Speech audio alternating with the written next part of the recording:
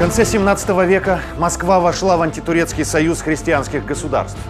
В ходе дипломатических встреч определилась ее будущая задача – идти на Крым.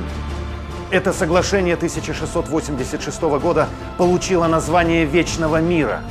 Тем самым Москва фактически вступила в Священную Лигу, созданную Австрией, Речью Посполитой и Венецией.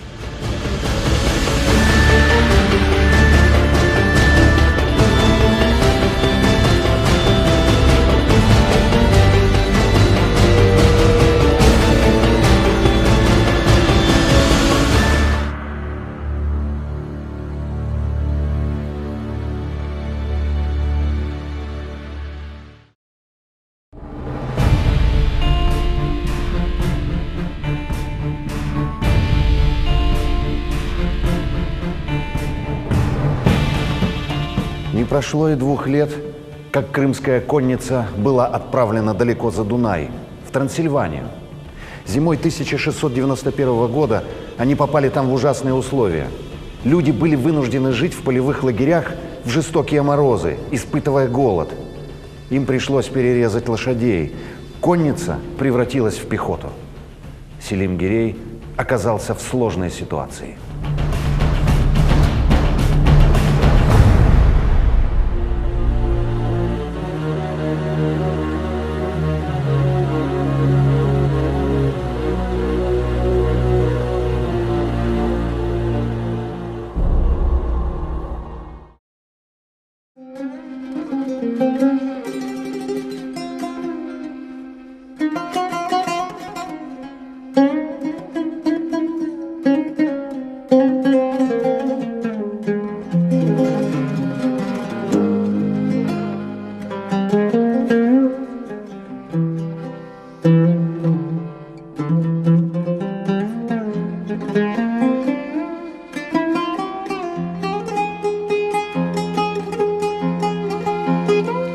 А Селим Гирей отправился в хадж, исполняя мечту всей своей жизни.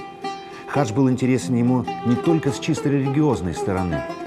Он с юности питал великий интерес к путешествиям и науке. Селим Гирей Султан овладел всеми необычайными и удивительными науками.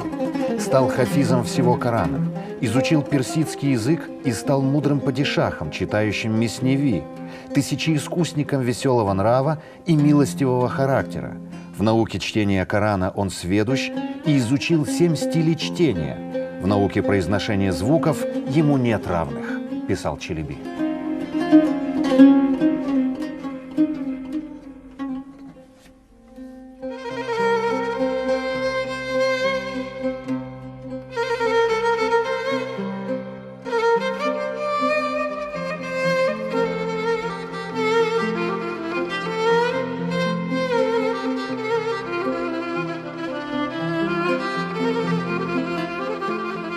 Хан Селим Гирей был выдающимся покровителем народного просвещения, основавшим немало учебных заведений, усердным собирателем книг. При нем возросла роль шариата как морального компаса для всех мусульман, невзирая на их социальное положение. В то же время это был выдающийся политик и прирожденный воин, всегда на коне. Отдых для него и его войска, казалось, был противоестественным. Эти качества хана позволили ему завоевать прочные симпатии знати и народа. В его правлении Крым был свободен от внутренних кризисов.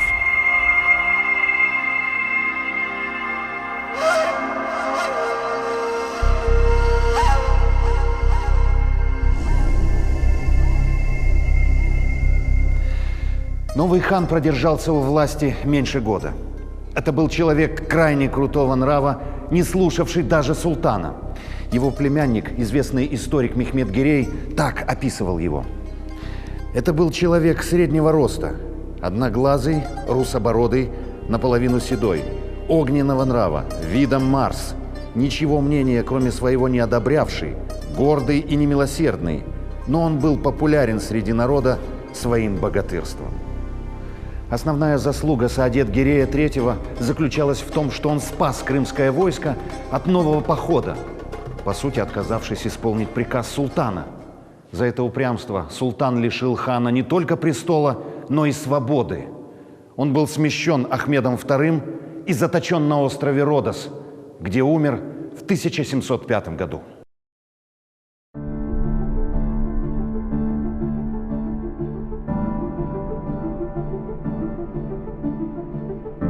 На место Саадета пришел Сафа Гирей II, который открыто обогащался, занимаясь вымогательством. Такого не водилось за крымскими ханами ни до, ни после этого бесславного правления.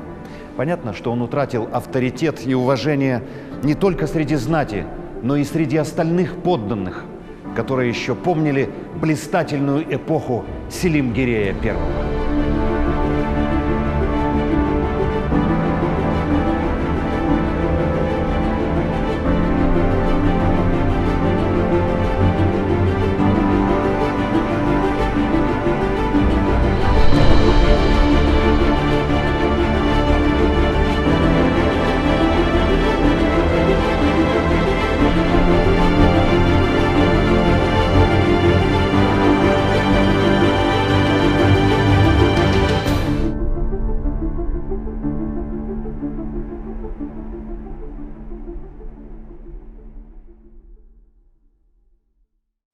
Дошло до того, что беи отказывались идти с ним в поход и в конце концов обратились к султану с просьбой о его замене кем-нибудь другим.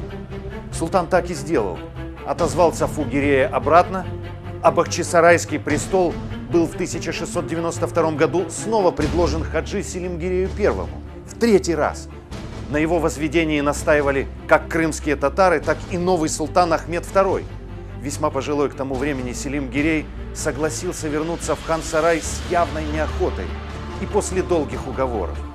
Не прошло и 3 лет после его возвращения на родину, как повторилась старая история. Его пригласили в новый поход против России, Польши и Австрии. А между тем его присутствие требовалось в Крыму по причине новых возможностей, открывавшихся в Украине.